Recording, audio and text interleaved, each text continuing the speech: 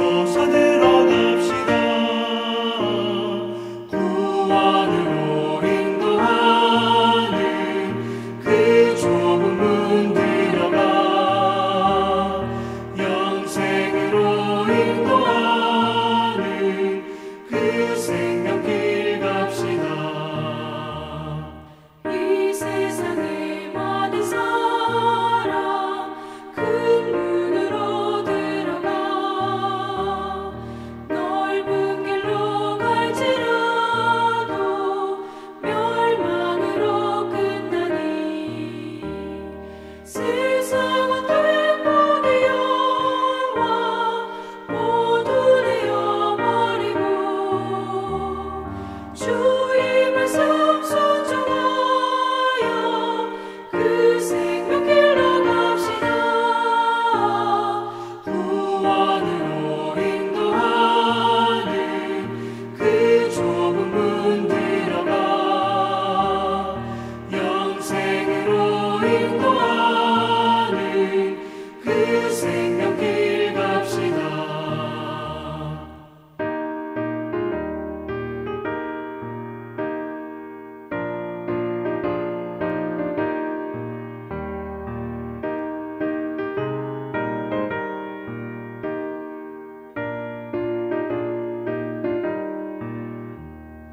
구원의 문 열렸으니 주의 공로 힘입어 주저 밟고 들어가서 생명길로 갑시다. 구원의 문 닫힌 후에 들어가고 싶구나. 한 번 닫힌 구원의 문 또 열려지지 않으니 구원으로 인도하는 그 좁은 문 들어가 영생으로 인도하는 그 생명길 갑시다.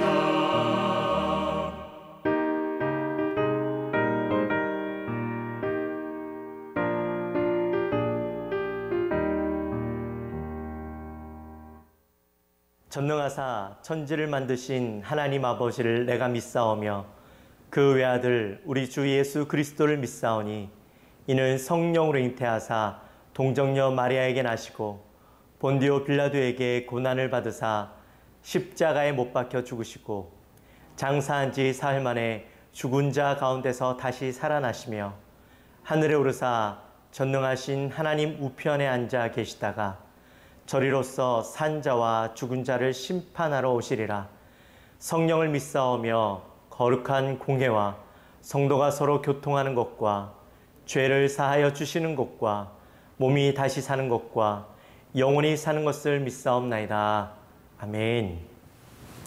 오늘 하나님께서 우리에게 주시는 말씀은 신명기 16장 1절에서부터 8절까지의 말씀입니다. 제16장 아비벌을 지켜 내 하나님 여호와께 유월절을 행하라. 이는 아비벌에 내 하나님 여호와께서 밤에 너를 애굽에서 인도하여 내셨습니다. 여호와께서 자기의 이름을 두시려고 택하신 곳에서 소와 양으로 내 하나님 여호와께 유월절 제사를 드리되 유교병을 그것과 함께 먹지 말고 이레 동안은 무교병 곧 고난의 떡을 그것과 함께 먹으라. 이는 네가 애굽 땅에서 급히 나왔음이니 이같이 행하여 내 평생에 항상 네가 애굽 땅에서 나온 날을 기억할 것이니라.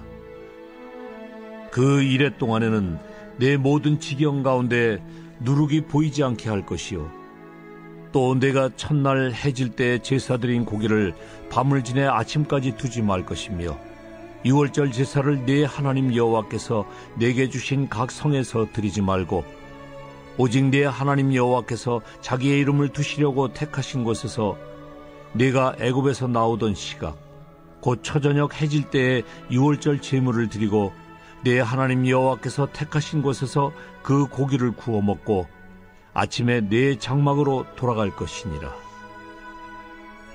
너는 엿새 동안은 무교병을 먹고 일곱째 날에 네 하나님 여호와 앞에 성회로 모이고 일하지 말지니라. 즐거운 명절 잘 보내시고 계십니까?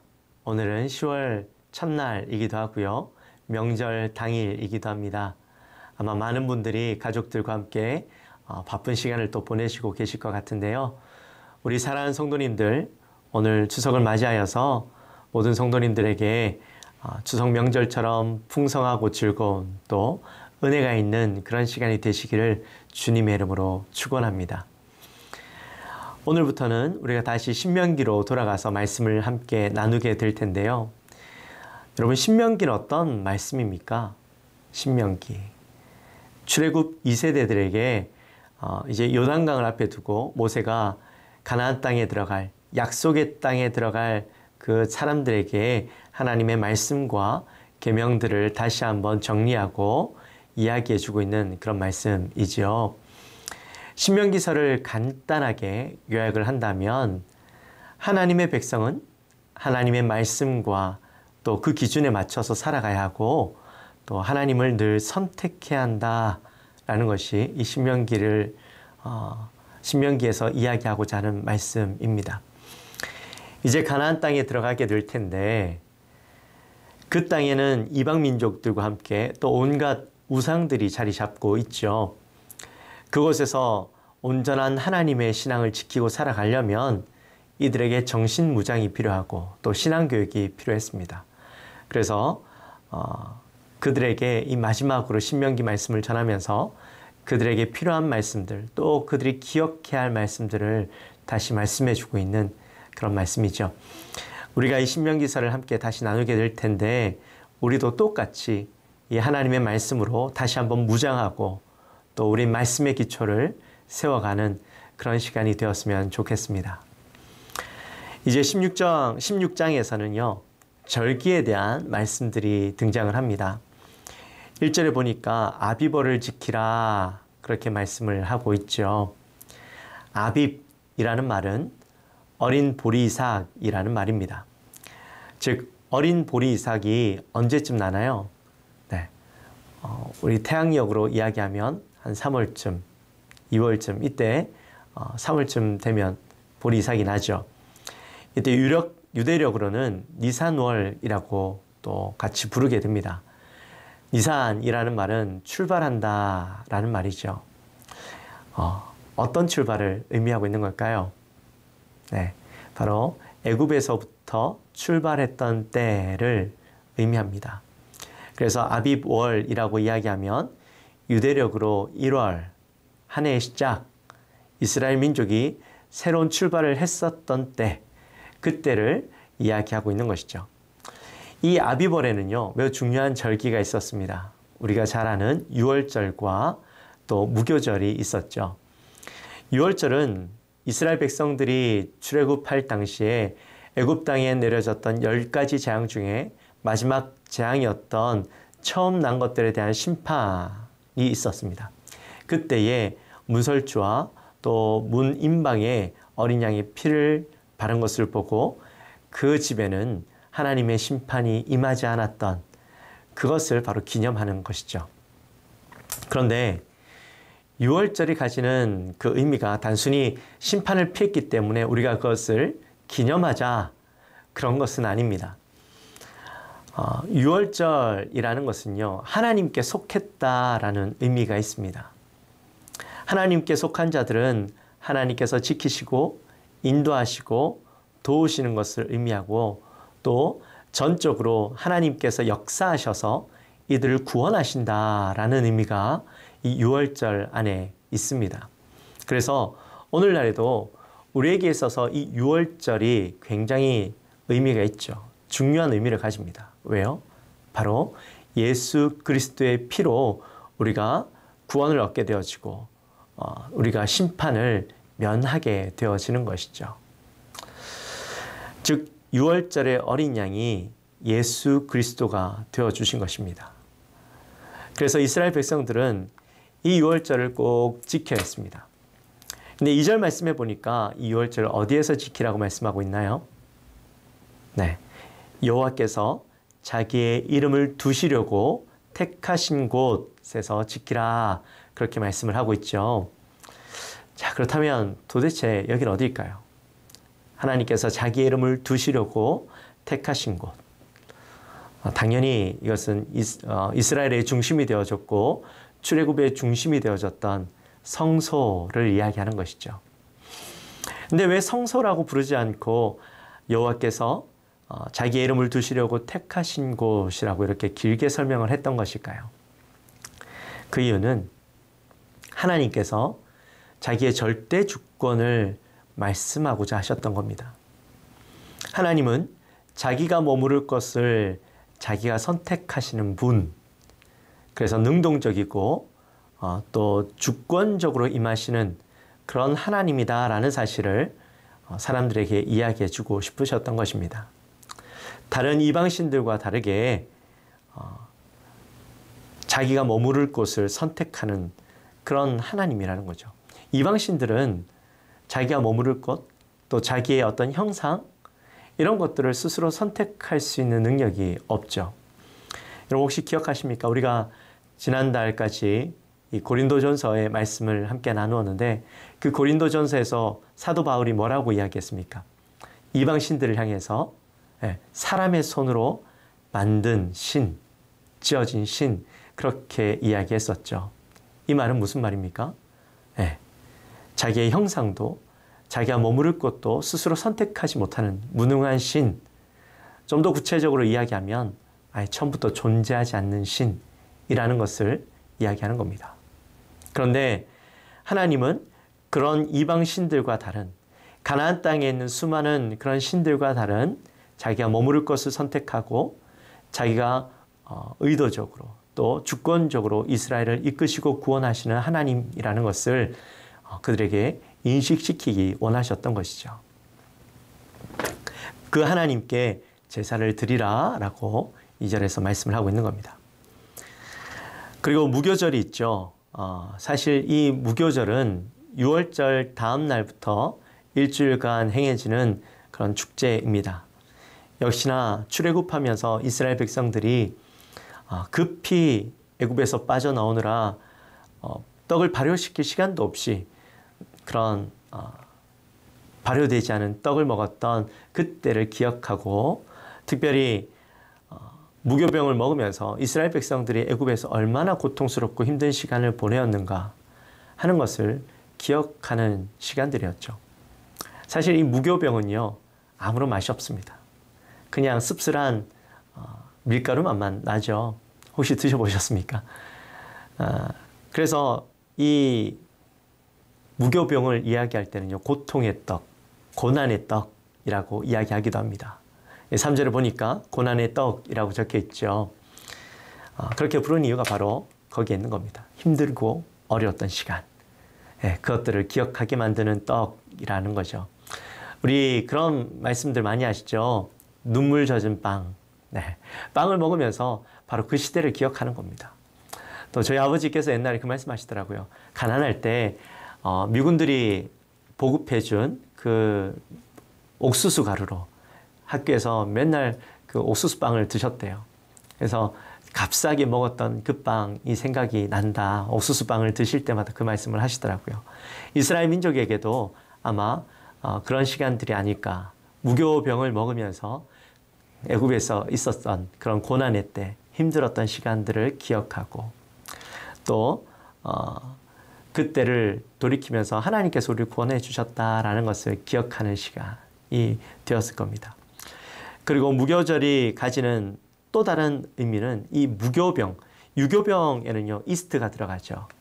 그래서 빵을 부풀게 합니다. 더 정확하게 표현하면 발효시키고 부패시키는 것이죠. 그래서 여기에서 이 빵을 부풀게 만드는 겁니다. 근데 이 이스트라는 것은요, 다른 말로 이야기하면 죄라고도 이야기할 수 있습니다. 무교절 기간만큼이라도 죄로 물들어 있던 우리의 삶을 다시 한번 되돌아보면서 죄가 없는 삶, 이스트가 들어가지 않은 죄가 없는 삶들을 다시 한번 살아갈 수 있도록 우리의 마음을 다시 잡는 그런 시간으로 이들이 삼기도 했다라는 것이죠. 이스라엘 백성들이 가나안 땅에 들어가면서 그들이 교만하고 하나님을 떠나지 않기 위해서 이 아비벌을 지켜야 했던 것처럼 우리도 하나님께서 우리를 구원해 주셨음을 기억하고 예수님께서 우리를 구원해 주셨음을 기억하고 이제 우리의 삶은 하나님께 속했음을 또 우리의 죄에서 벗어나서 하나님께 온전히 순종하는 삶을 살아갈 것을 그런 다짐하는 우리의 삶이 되었으면 좋겠습니다.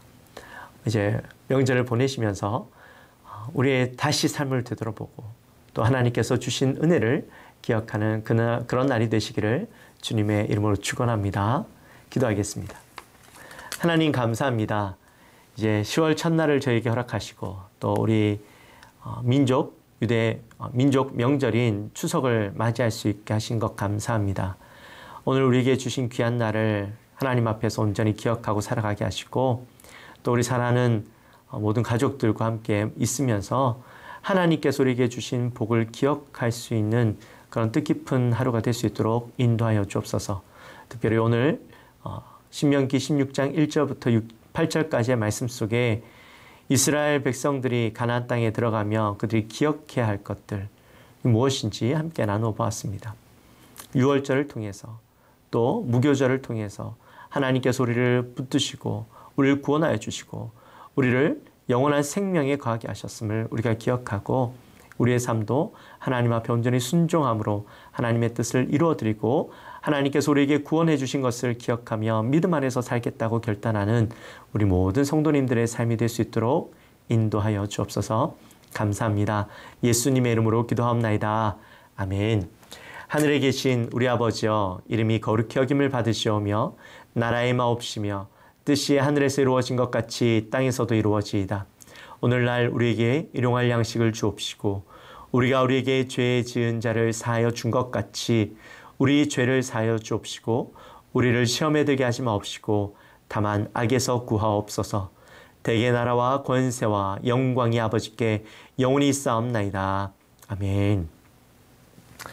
우리 오늘 함께 기도할 때 계속해서 기도하고 있습니다. 코로나가 아직 종식되지 않았기 때문에 느헤미야 성벽장을 위한 기도, 먼저 나 자신을 위해서, 또 교회를 위해서, 우리 가정을 위해서, 다음 세대들을 위해서, 나라와 민족을 위해서 여러분 기도해 주시고, 여전히 코로나가 전 세계 가운데 계속해서 퍼져나가고 있습니다. 여러분 전 세계에 있는 이 코로나 질병이 속히 종식될 수 있도록 또 우리 환우들을 위해서 기도해 주시고, 오늘 특별히 여러분들의 가정들, 믿지 않는 우리 가족들이 꼭 예수 믿을 수 있게 해달라고, 그 영혼들을 구원해 달라고 기도하는 시간을 우리가 함께 가졌으면 좋겠습니다. 우리 같이 함께 주여 한번 부르짖고 기도하도록 하겠습니다. 주여! 하나님 아버지 감사합니다. 저희들을 사랑하시고 오늘 또 귀한 명절을 맞이하여서 우리가 주님 앞에 섰습니다. 하나님, 이 시간 저희 사랑하는 영혼들을 주님 붙잡아 주시고 이 가정을 축복하여 주옵소서.